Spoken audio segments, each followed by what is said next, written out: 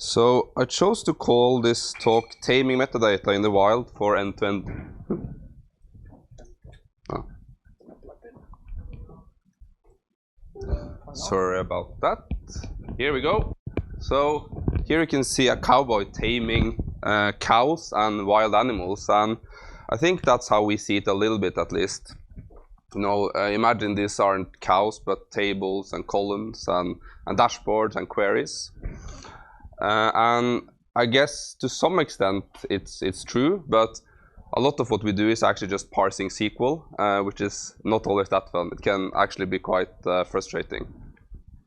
So actually, I think the talk should actually be called Parsing SQL. But actually, it's not parsing SQL. What we do, because parsing, for you who know it, is actually just taking a string and tokenizing it into some abstract representation. So we're actually analyzing that string. So the talk is actually called Analyzing SQL. But everyone calls it Parsing SQL, so I think we're just going to go back to calling it Parsing SQL for end-to-end lineage. And this was actually the original suggestion given by Ole, so here we are.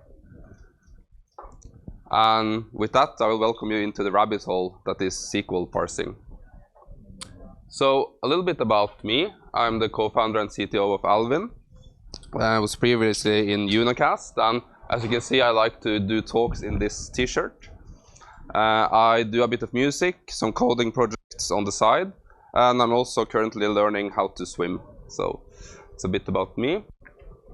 So what we will try to be talking about today, if there is time, is a little bit of background on data lineage. I will assume that most of you know what it is, but go a bit through that. Then the process of extracting metadata and lineage from available sources, and then why parsing SQL is challenging, or at least I think so. And looking at the timeline, we will also go a bit into how we are actually going about parsing the SQL, but we will see how kind of deep down the rabbit hole we will go based on the time. And my goal here is to convince you how hard it is, and obviously become clients of Alvin when you see how hard it is to do it. And feel free to ask questions. This database is we're all friends here, so please feel free to stop me, and I will hopefully be able to answer your questions. So part 1, data lineage. So according to Wikipedia, data lineage is about understanding the processes that move data over time to basically understand better the impact of changes and tracing errors and all of those things. But this is a bit boring. In Alvin, we see it more specifically as a graph that connects people and data assets, such as you see here. And we think the important part of this graph is that it can answer questions. And why is that useful? Well, as you can see some examples on Twitter here, quite a few people experiencing problems. And I don't know if you can stop here. Like, does any of these problems or questions seem familiar to you? Are these things you have experienced or are experiencing at the moment? At least from our conversations with people that work with data, these are quite common. And the list goes on. I think it's quite not an exhaustive list, this one. So the question then is, how do we go about extracting lineage? I don't know, like, can we do like a hands here? How many people are familiar with Amundsen Data Hub or Open Metadata, have seen the code there? Well, not so many people. Okay. Well, the process is really to look at APIs, tables, views, information schemas, and logs, and really whatever we can get our hands on, parse, process, map it, and generate this beautiful graph that you saw here earlier. But when you really dive into it, you kind of see that the world isn't as nice as you want it to be. A lot of tools in BI and analytics aren't really kind of made for this metadata thing. Permissions is a problem, documentation is a problem, and generally you try to work on it, and it's just like a big frustration. And When you get into SQL, there are obviously standards there, but they're not really followed, and there's dialects. I don't know if you use Snowflake or BigQuery, but every week there's new additions, and it's quite a challenging task to keep track with that, especially from our perspective, where we want to solve problems for everyone. I can see someone smiling here. So with that, I want to go a bit more into why it's actually hard. And I want to do that with an example. So imagine that we have a customer of Alvin, which is actually just one of our developers that have set up our Looker environment. We also have BigQuery, Snowflake, and Redshift, and we have created a couple of dashboards to use with that. So now we have a lot of connections in Alvin, and we also have connections in Looker to the same databases. And then how do we map the different dashboard elements, the dashboards that are using all of those? And even more so, how do we take the views, the Explorer, the dashboards, like all of the data types or the objects in Looker, and map them into our data model? And again, if you've seen the source code of different tools, this is like annoying and like it's difficult, but it's not like super hard. But the really hard questions comes when you ask, well, that's the metadata. You have the search, you have the discovery, and how do you get to the lineage? How do you know how these data assets are really connected? So just going a little bit back to these actual dashboards that we are looking at. So these are screenshots from a Looker instance. Someone has created different dashboard elements. Some are even based on merge queries, meaning that a chart is using data from multiple data warehouses. And here we have actually solved this problem. So you can see that there's a dashboard, explorers, and the tables with various degrees of pipelines that are processing them. So how do we do this? And the answer in this case, and actually for most cases where we do integrations, it's usually a matter of finding the SQL statements. If you look at Redash or Apache Superset, as well as Looker and a lot of tools, there will be at some point SQL that is stored in a database that is connected to a chart or some kind of visualization. And then for us, it's about getting all the metadata from the connection, then the account, the port, and anything that we can use to kind of map it, and that we have been able to do quite successfully. The really hard part is the SQL, and in Looker case, you actually don't get even valid SQL. It's like, you have to stitch it together. There's comments. It's not really a fun process, but it's something that we have been able to do. So if you kind of leave that and look more on the SQL side, and this is actually where the rabbit hole starts. This was just a kind of warm up. Any questions so far, or any comments? No? Then we go. So the really technical challenges of parsing SQL is that SQL has for a long time, I mean, it's been around for many years, 30 years probably plus. You would think that it is standardized to some way, that there are parsers that exist, and there are tons of them. If you go to GitHub, you'll probably find 10, 15 projects in Python, Java, C++, and they all have different goals. I guess some are performance goals, some are extensibility, and different things. But from a perspective of trying to build something generic, not really having control of how that parser works, or really intimately understanding it, is quite a problem. And then there's the parsing, but then there's the semantics. The parsing only validates that something will work, but then it comes to actually understanding, what does this do? Like, what type of statement is it? What is it doing? All of these things, and that's really where the fun part starts. So, how many of you are using Snowflake? Okay, couple of people. So this is a merge statement in Snowflake that is using some different features. It's not really a huge statement, and you can argue whether it's complex or not. But yeah, as you can see here from my perspective, or if I would analyze this, there's quite a few problems here. We're using like a table function where this function has a specific schema that is you can only know this schema if you know Snowflake.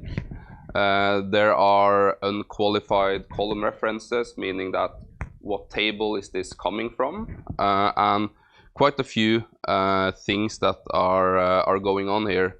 There's also this ANSI standard that says that you can call different functions without parentheses, and then when you're looking at the query, then is this a column or is this a function? So there's quite a few of these cases where you end up in a situation where you actually have to know what dialect you're looking at. You have to even get to the situation where you need to look up tables and columns in the metadata to actually resolve the query itself. So if we go into actually how we would analyze this this query, we would look at the structure. We would identify what are the subqueries, what are the potential CTEs or common table expressions that exist, and what are the schemas of those, what are the schemas of the CTEs, what are the schemas. So in essence, we treat all of these as table objects with different types that have columns, and by doing that kind of recursively, we're able to understand like it becomes a much simpler problem because you can reduce it all the way down like you would do in an algorithm. So as you can see here, there's a subquery table that has different columns where we have mapped the underlying origins of those. Similarly with the merge inserts, we've also done the same thing, looked at what columns are being inserted into and what are the columns being used for that. And as you can see, it's columns from the subquery that we identified before that. And also we identified join columns, where columns, things like that. And the final output of this, if you look at it more visually, is just that there's one column in table 2 that is being used to populate data in another column. So this is the final result and the lineage, so to say, that we would generate from this statement. And we also use this is actually a screenshot of the same statement in IntelliJ, which is the tool that we are using, the debugging tools that we have there. So here you can also see what seems to be like a fairly simple statement. It goes quite deep in terms of how we actually go about resolving it in the end. And here's the parse tree that is being generated for this this statement.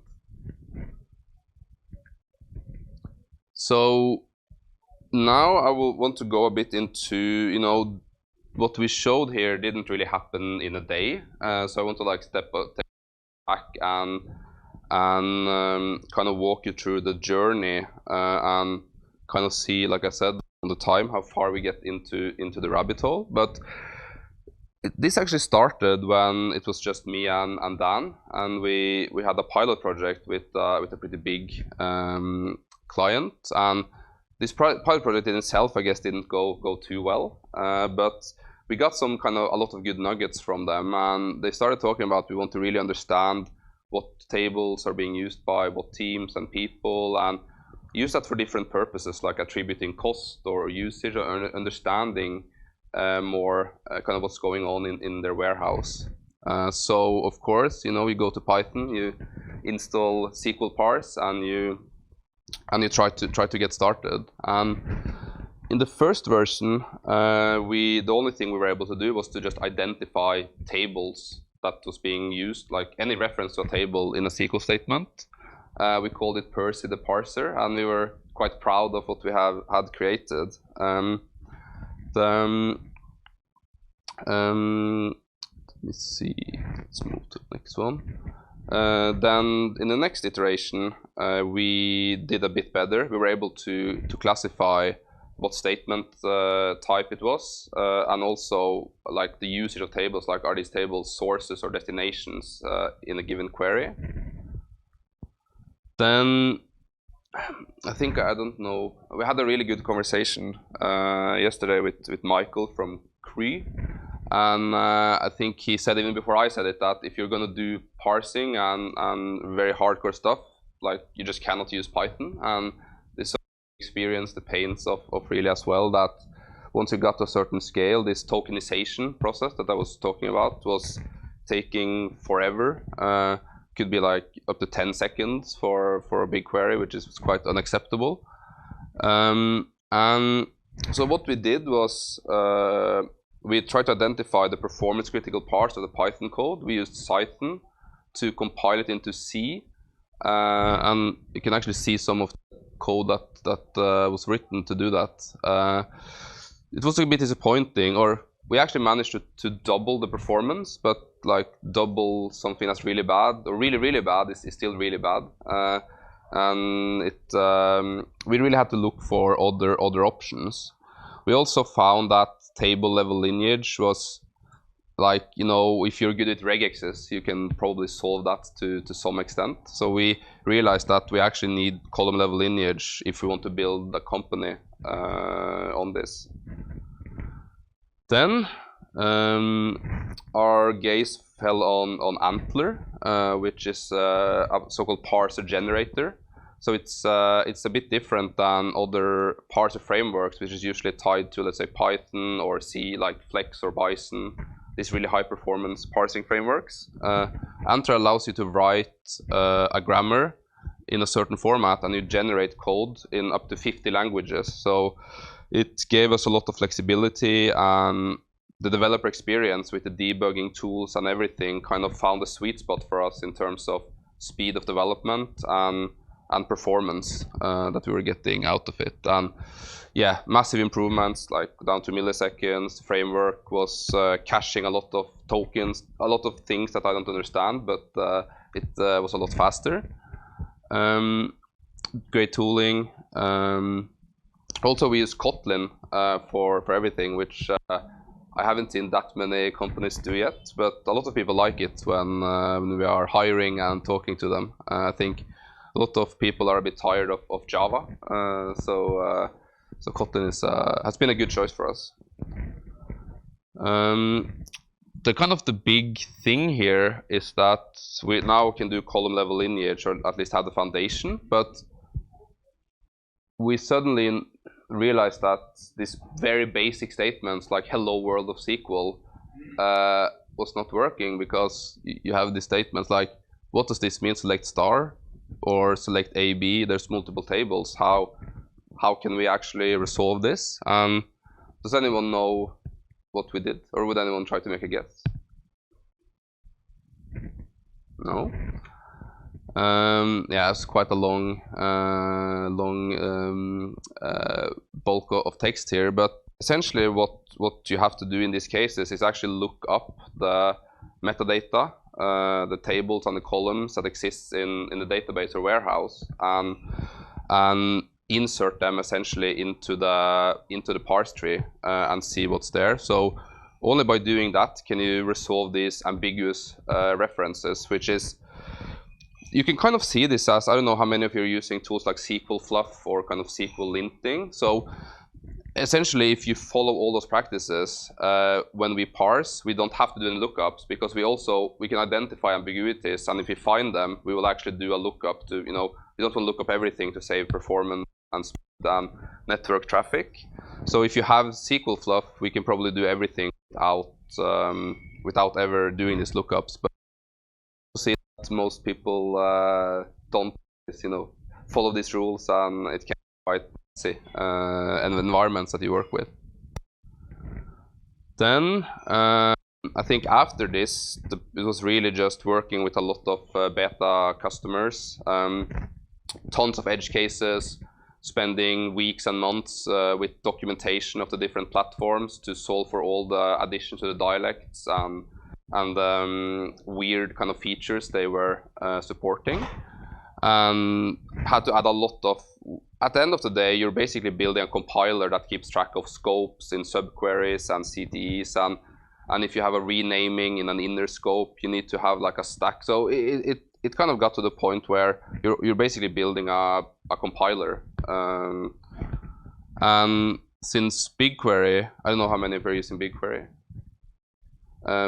BigQuery has a very, very complex type system with structs and everything like that. So we decided to just give up and use a tool called ZetaSQL, which is Google's open source parsing framework that they use for BigQuery and Spanner, I guess.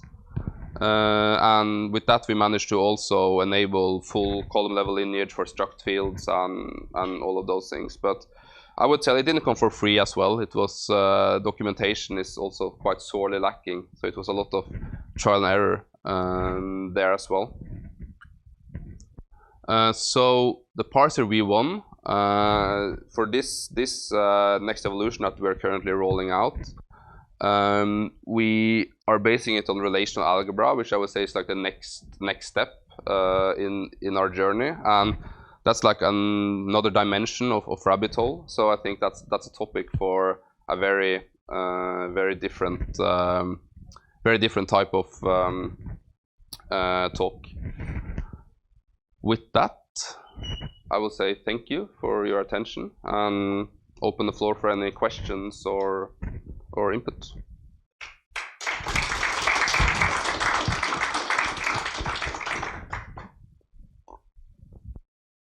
Thank you very much, Martin.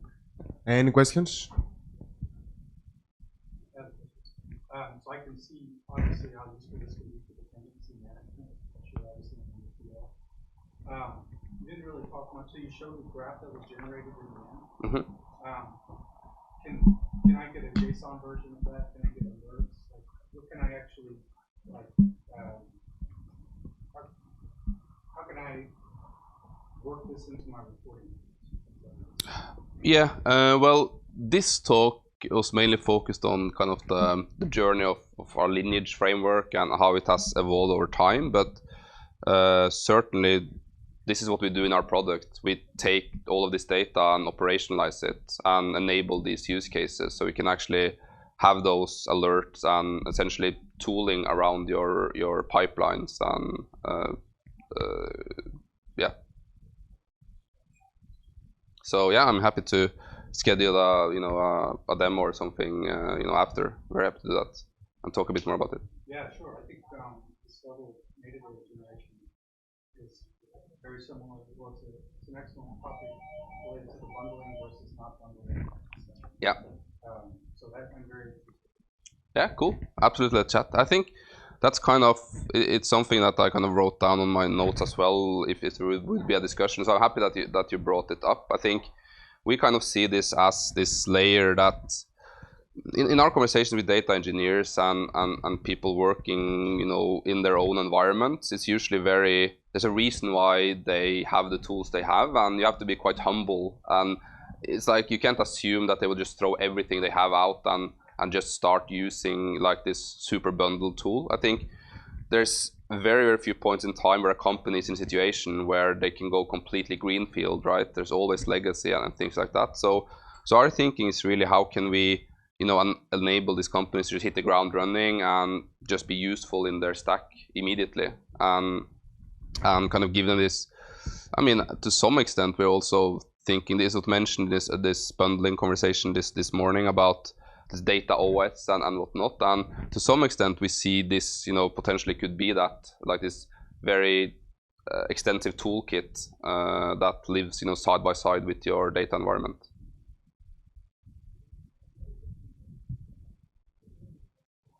You called this book end-to-end lineage. Yeah. This mainly focused on the data warehouse. Yeah. But maybe you could talk. Maybe you could talk a bit more about that side of it. Yeah, absolutely. One thing that we are focusing on now in the integrations is reverse ETL tools. So we're working with High Touch, for instance, doing integration there. So essentially, dashboards breaking and data pipelines breaking is like bad enough, but a lot of companies also use data for Google ad campaigns or Salesforce and these systems, and Census, Hightouch, all these platforms have really kind of made this also part of the modern data stack. So that's the next kind of wave of integrations that we will be adding. So now it's not only about dashboards, but also like business critical systems. Yeah. As a more complete data catalog solution. Yeah. Yeah, exactly. I mean, I think it's like, you know, it's not a lie that when you are doing lineage or any kind of metadata related topic this day and age, you kind of need to have a catalog and search. I think companies to some extent expect it. But it's not our core focus to, you know, maybe build the best data catalog out there. It's really to build a comprehensive end-to-end lineage solution. And if a company already is using, you know, a data catalog, we see our mission to integrate, you know, deeply with that, so they can make use of us and, like I said, whatever tools they are using. One more from my side. I recently spent myself reading about enabling this kind of metadata and how you can actually use this around, let's say, observability and so on. So how would that relate? Is that also a direction that you take? Yeah, I mean, one of the biggest roadmap items that we have is actually logging and essentially generating more semantic logs for data, because in engineering you have, you know, logs that are debug or info, or like, you know, you just have like a stream of them. But in data, everything is so correlated. Like, you know, if something happens in Airflow, it might relate to a job in BigQuery that is moving data to some tables that are related to some dashboards. And then I think so logging for data needs to have all of this connectedness, where again lineage and usage kind of becomes a